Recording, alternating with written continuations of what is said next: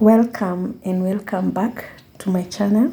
I want to show you guys how to do a very quick obstetric examination on a pregnant woman who is in labor. First of all, I have to introduce myself to the patient and also confirm the details of the patient. I have her antenatal book with me so as I can also make a good rapport with the patient. Nataka explain, and then you explain the procedure to the patient because you don't have to go and surprise her what you are doing. So nataka kuangalia ndio nikue sure kila kitu iko sawa kabla uingie pahali pale pa kujifungua sasa, kwa sababu already uko na uchungu.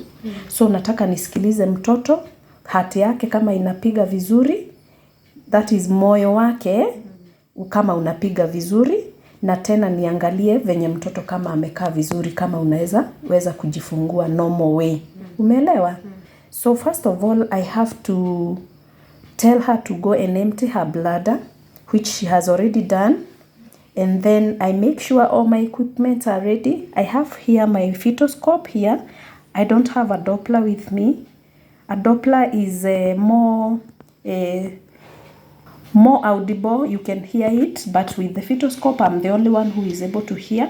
With the Doppler you can hear it, even you the listener, but the fetoscope here, or the pinad stethoscope, it is also called the pinad stethoscope, but we call it in short fetoscope. And also I should have a tape measure, which I don't have. I'm going to use my hands to estimate the fundal height. So first I have to wash my hands. I'm going to wash my hands here on this sink, hand wash basin here. I have my soap here. So I have to wash my hands here because I don't have the sanitizer with me. We use what is available here with us. I wash my hands.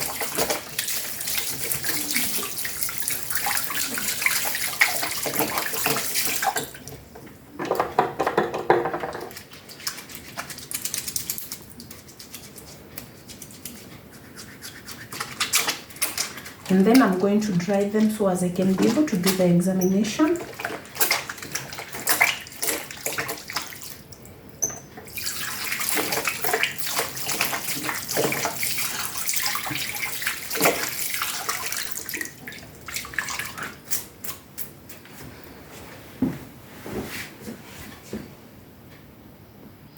After I wash my hands, I will help the mother to go on the couch. And I'll make sure my the couch that is raised at an angle of 15 degrees to avoid aortic cavo compression, which is caused by the pressure is increased, especially when the mother is lying on her back, and it results in decreased venous return to the heart, therefore causing decreased blood flow to the placenta and the mother, which can cause maternal hypotension and fetal distress. So we have to raise the couch a bit at an angle of 15 degrees, which I have done already. Utapanda pale kwa kitanda ndio niweze examine. Tupande hapo kwanza. You can see I have already raised the couch a bit at an angle of 15 degrees. So as the mother cannot be so flat on her back, she can be a bit raised. After helping the mother go to the couch, I will let her lie on her back, lala kwa mgongo, and then I start by checking on her hands for any pallor. In her case, she's not pale. And I will also check for any peripheral edema, which can be at times peripheral edema, that is the swelling of the hands, can come in the late stages of the pregnancy. In her case, she doesn't have any peripheral edema and any peripheral erythema or on the hands. Erythema is the discoloration, the red discolorations on the hands. And in her case, she's okay. I'll also check for any capillary refill, like that, to check for any whether the blood is enough by checking on the capillary refill. That is what we are confirming she's fine. And also the temperature of the hands. In her case, the temperature is very normal. I'll also go to the face to check on the conjunctiva. You can see the conjunctiva is red, so that means she's not pale. And then for facial edema, in her case, she's not swollen. And also the jaundice, she has nothing like that in her case. So after I examine the face, I'll go straight to the abdomen and I will tell her to expose the abdomen for me. Utaweza fungua tumbo kidogo kutoka hapo mpaka hapo na ujifunike na leso.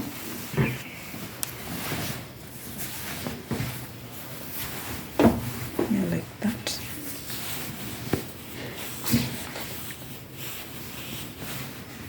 So on the abdomen, first of all, we do an inspection, a very quick inspection to see whether that is from the symphysis pubis here. This is the symphysis pubis here to the symphysis sternum. Symphysis pubis is here, sorry guys, and the symphysis sternum is here. All right. The abdomen is already distended with the pregnancy. You can see. We also inspect for any fetal movement and the linea nigra. This is the linea nigra here. You can see it. It is a dark pigmented line which is caused by increased melanocyte stimulating hormone which are produced by the placenta. This line here, you can see. The melanocyte hormone, stimulating hormone, which is produced by the placenta, is the one which causes this linea nigra here. You can see all the way down from here, going up here. And we also check for any scars or any stretch marks, which are called striae gravidarum. In her case, she doesn't have any stretch marks or any scars. The abdomen is clean. It doesn't have any scars. That is what we inspect. The umbilicus here is everted. You can see it is everted. Then from there, we do a hand examination. That is palpation. With the hand examination, we are using the under border of the hand here, like that. And on this one, we are using one hand on one side of the abdomen and the other one on the other side, so as we can check the fundus of the uterus. That is what we are checking by feeling the hardness of from the symphysis sternum here. You go down like that, feeling for the hard part, and that is the fundus of the uterus, so as you can be able to estimate the gestational age of the fetus. In my case here, and the 36 weeks are from the sternum here. So in my case here, this is 38 weeks gestation. From there, I want to determine the position of the fetus by... So after checking the fundus, that is the gestational age estimation, I'll go straight to check the fetal lie, which could be transverse. Transverse is like this. The baby, the longest axis of the fetus to the longest axis of the mother's abdomen, like this. So if the fetus have position itself like this, that is, we say it's longitudinal. And if the fetus is positioned like this, that we call it transverse. And if it is positioned like this, that one we call it oblique. All right? So in oblique, you can feel the shoulders down here. And if it is longitudinal, you check for the presenting part. You check for the presenting part using your hand. And when you are checking for the presenting part, you have two maneuvers that you can use. That one, first of all, you use the Pollock maneuver, which you use your thumb and the third finger here, like this, to check for the presenting part. In my case here, I can feel the head, which feels hard, like a tennis ball. And you check also for the engagement. And the other maneuver is like this. You put both hands like this, but I prefer using the Pollock maneuver. And you explain to the mother it is a bit uncomfortable when you are doing the Pollock maneuver, so as she can be aware. So in this case, the presenting part is the head of the baby here. That we call it cephalic presentation. If it is breech presentation, you will feel the bum. It is soft part of the body part of the baby, if it is the bum or the buttocks of the baby. But if it is the head, it feels hard, like a tennis ball. If there is nothing that you can feel, most probably it is a transverse, like the head could be on this side or this side, and the shoulders on this side. So that one we call it transverse lie. So in my case here, it is a cephalic presentation. All right. For fetal lie, place your hands on both sides of the uterus like this, always ensuring that the left hand is on the left side like this. Is it? My left is like this, and the right hand is on this other side. Then you are facing the mother. I'm facing the mother like that. Then keep one hand held on the same position, and the other one is feeling for the fetal part, like this. If the one side is continuous and smooth, you should know that one is the back of the baby. And if one side is not smooth or continuous, or you can't feel anything, you know the legs are on that side. So in my case here, this side feels smooth than this side here. So that is where I place my fetoscope to listen to the fetal heart.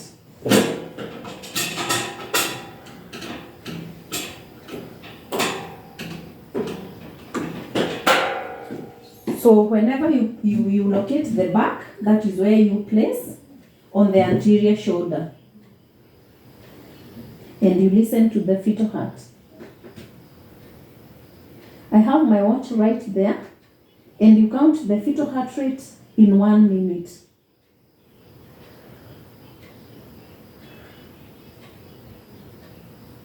So in my case here, the fetal heart are okay, and they are very regular. So next, after the fetal lie examination, you go to the fetal presenting part, which I had explained earlier, by Pollock maneuver, or you can use the grasp of your both hands like this, but I feel comfortable using my thumb and the third finger here. So that one is called Pollock maneuver. That is what I prefer using, and already there is a bit of engagement. One part, the part that you feel up here are the ones you report. So I can feel 4 parts up here, and the other part has entered the pelvis, the pelvic bone.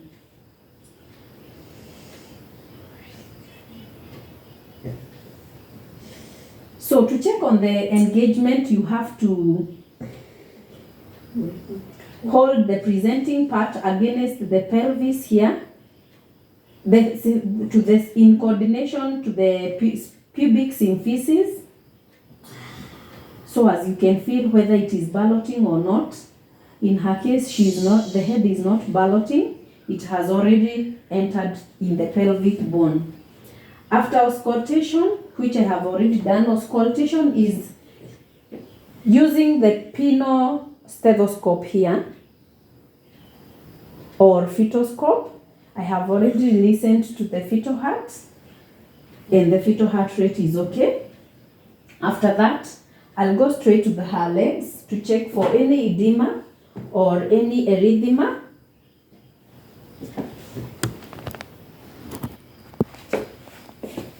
Or any edema or any pain on the leg by feeling it with your hand. If there is any pain on the legs, know there is thrombosis.